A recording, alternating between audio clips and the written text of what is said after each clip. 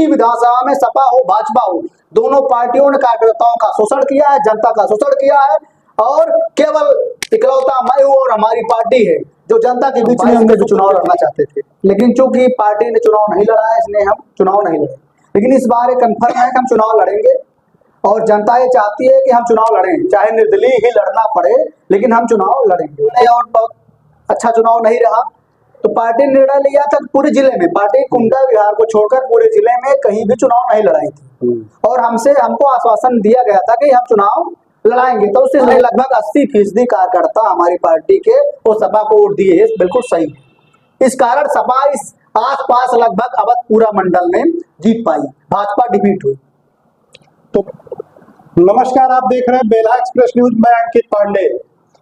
आज हमारे साथ मौजूद है युवा नेता, जनसत्ता दल लोकतांत्रिक युवा के जिला अध्यक्ष दिनेश तिवारी। हम इनसे आज बात करेंगे काफी सारे मुद्दों पे, चूंकि इनका जो राजनीतिक कैरियर है वो 2005 से शुरू हुआ है और ये जिला अध्यक्ष भी रहे हैं एसएफआई के। तो उसके बाद ये जो है अब जनसत्ता दल लोकतांत्रिक युवा के जिला अध्यक्ष की कमान संभाल रहे हैं पिछले कई वर्षों से। तो आज ये हमारे साथ मौजूद है, हम इनसे बात करेंगे। दिनेश जी, स्वागत है आपका बेला एक्सप्रेस के कार्यालय में। दिनेश जी, शुरुआत करते हैं। आप लगातार पट्टी विधानसभा में बने रहते हैं, पिछले कई वर्षों से आप सबके यहाँ पहुंच रहे हैं, सुख में दुख में। जी जी जी। तो क्या आप विधानसभा 2027 की तैयारी किए हैं? 2027 में आप चुनाव लड़ेंगे पट्टी से? बिल्कुल। बेला एक्सप्रेस न्यूज में आपने बुलाया, इसके लिए बहुत बहुत धन्यवाद। बहुत ही लोकप्रिय आपका इसमें चैनल चल रहा है। और एक चीज़ हम कहना चाहेंगे कि 2005 में हमने एसएफआई की से राजी शुरुआत किया था, स्टूडेंट फेडरेशन ऑफ इंडिया, तो छात्र संगठन था। उसके बाद हम सपा में थे, सपा में युवजन सभा के अध्यक्ष थे, अधिवक्ता सभा के जिला अध्यक्ष थे। उसके बाद जब पार्टी बनी जनसत्ता दल लोकतांत्रिक, उसमें हम युवा के जिला अध्यक्ष बनाए गए, तब से हैं। और पट्टी में हम लगातार विगत 2017 से और 2012 के चुनाव से हैं, लगातार क्षेत्र में बने हुए। फिलहाल हमारा जन्मस्थली भी है ग्राम ढाणत। तो हम पिछले 2022 में भी चुनाव लड़ना चाहते थे, लेकिन चूंकि पार्टी ने चुनाव नहीं लड़ा है इसलिए हम चुनाव नहीं लड़े। लेकिन इस बार कंफर्म है कि हम चुनाव लड़ेंगे और जनता ये चाहती है कि हम चुनाव लड़ें, चाहे निर्दलीय ही लड़ना पड़े, लेकिन हम चुनाव लड़ेंगे। ये स्पष्ट कर देना चाहते हैं आम जनता को, कार्यकर्ताओं को, पदाधिकारियों को, सबको कि हम 2027 में हर कीमत पर, किसी भी कीमत पर पार्टी का चुनाव लड़ाएगी, तो नहीं लड़ाएगी तो आप निर्दलीय चुनाव लड़ेंगे। आप ये मैसेज राजा भैया को भी दे रहे हैं कि अगर आप पट्टी विधानसभा नहीं लड़ाएंगे तो आप उनकी पार्टी छोड़ निर्दलीय चुनाव लड़ेंगे, लेकिन 27 लड़ेंगे। हाँ बिल्कुल, चुनाव लड़ेंगे, ये हमारा निश्चित है। हमने पिछली बार नहीं लड़ाए, इसलिए हम चुनाव नहीं लड़े थे, लेकिन इस बार चुनाव 2027 में जरूर लड़ेंगे। 2027 में आपकी जो पार्टी है जनसत्ता दल लोकतांत्रिक, जी जी, क्योंकि 2022 में भी ऐसा माहौल था कि आपकी पार्टी पट्टी विधानसभा से प्रत्याशी उतारेगी, जी जी, और ये चर्चा थी कि दिनेश तिवारी ही चुनाव लड़ेंगे। जी जी। लेकिन वो क्या हुआ कि आपकी पार्टी ने न कैंडिडेट उतारा ना आप चुनाव लड़े। उस समय भी आपने ये कहा था कि हम निर्दल चुनाव लड़ेंगे, आपके कार्यकर्ता तैयार बैठे थे। फिर लास्ट टाइम पे कोई मीटिंग होती है, चर्चा में थी कि उसके बाद आप चुनाव छोड़ दिए, तो क्या था वो? ऐसा है कि उस समय हमारी चूंकि पार्टी 2018 में ही बनी, उसके बाद हम लोकसभा चुनाव लड़े और बहुत अच्छा चुनाव नहीं रहा। तो पार्टी ने निर्णय लिया था पूरे जिले में, पार्टी कुंडा विहार को छोड़कर पूरे जिले में कहीं भी चुनाव नहीं लड़ाई थी।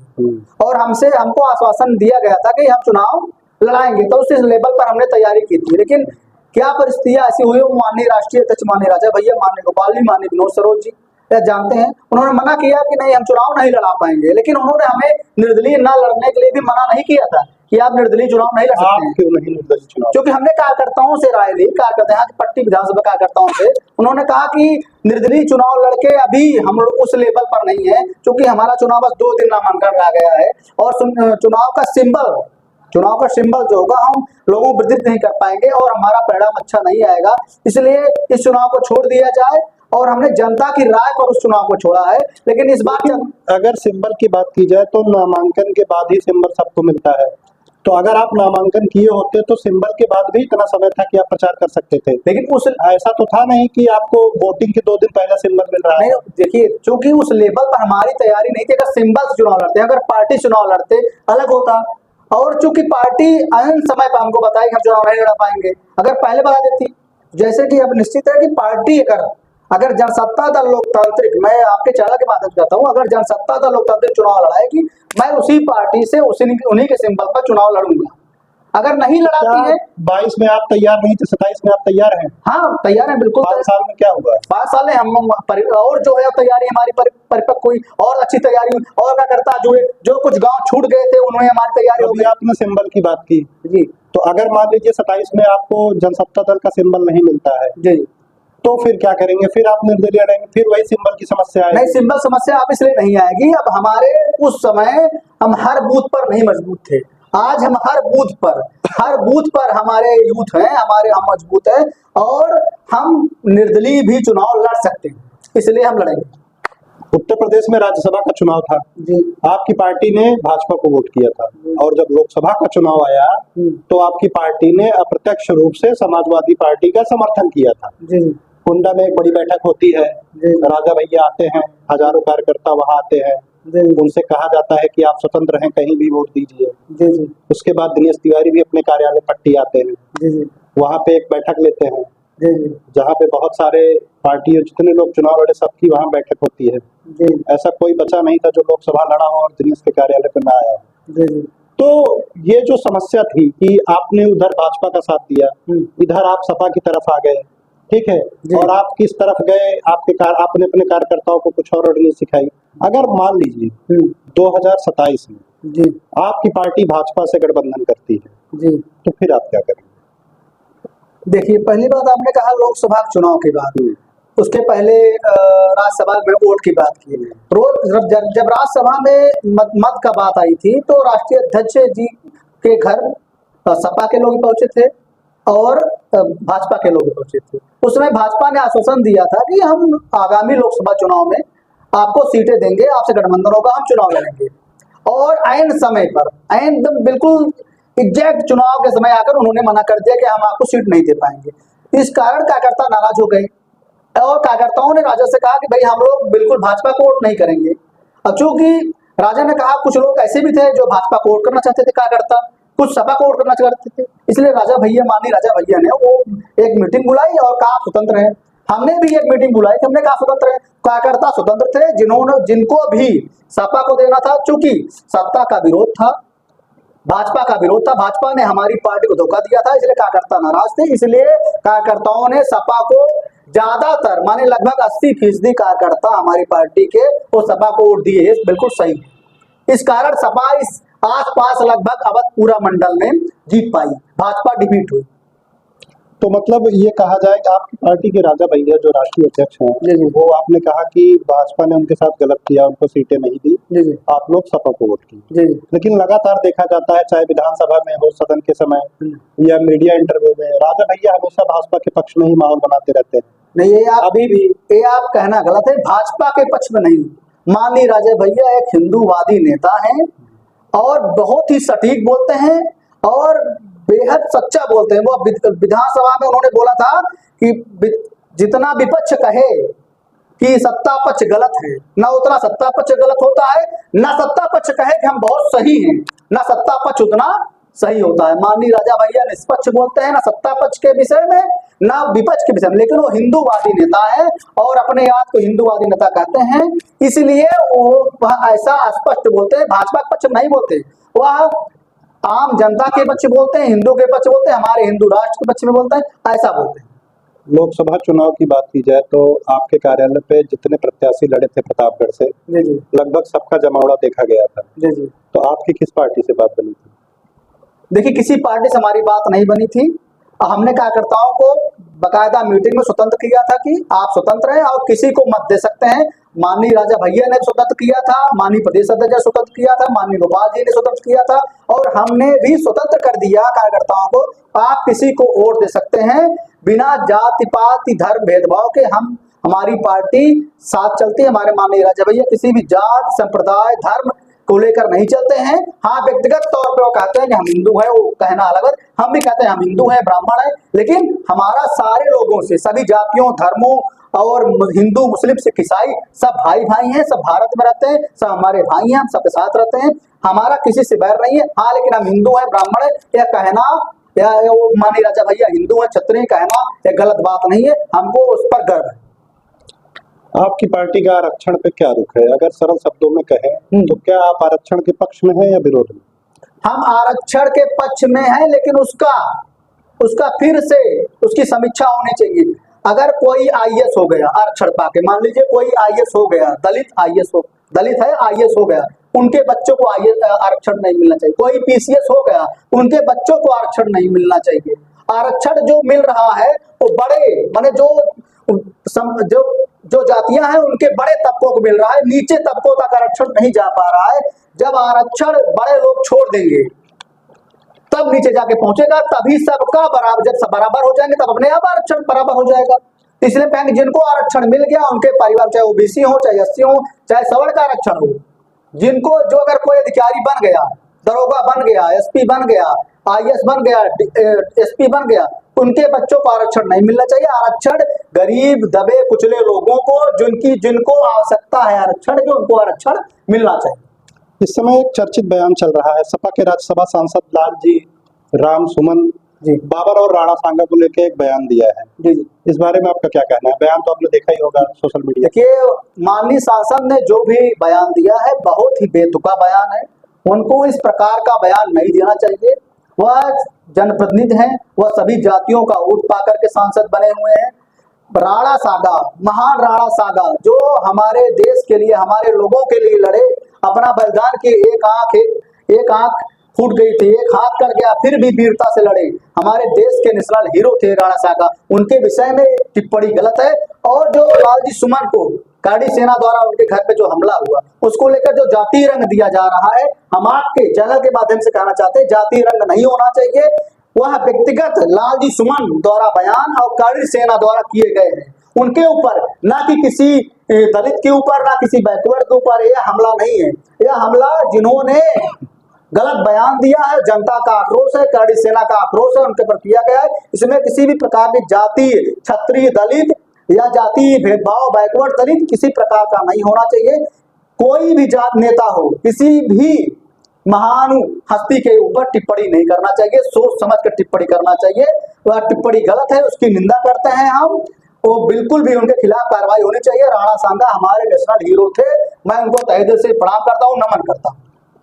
पट्टी विधानसभा के लोगों का कहना है दिनेश जी कि जब भी कोई चुनाव आता है जी आप चुनाव लड़ते नहीं जी और ना किसी को लड़ाते हैं जी आप किसी न किसी पार्टी को समर्थन कर देते हैं। जी तो क्या आप समर्थन करने के लिए नेता बने हैं या चुनाव लड़ने के लिए?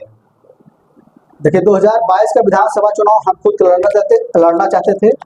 22 का विधानसभा भी था, अजय जी, डकवा नगर पंचायत भी थी, तो हमने लड़ाया था। आपने लड़ाया था। आपने जब 22 में कहा था, जब आपकी कोई एक मीटिंग हुई थी, उसमें शायद आपको आश्वासन दिया गया था कि आपको ढकवा दे देंगे, नगर पंचायत में पट्टी दे देंगे, ऐसी चर्चा निकल के आई थी मीडिया में। तो उसके बाद फिर शायद कुछ ऐसा बना नहीं, तो आपने सैंडी को वहां से चुनाव लड़ाया ढकवा से, तो वहां पे भी कुछ आपके कार्यकर्ता नाराज थे जब आपने 22 में समझौता किया था।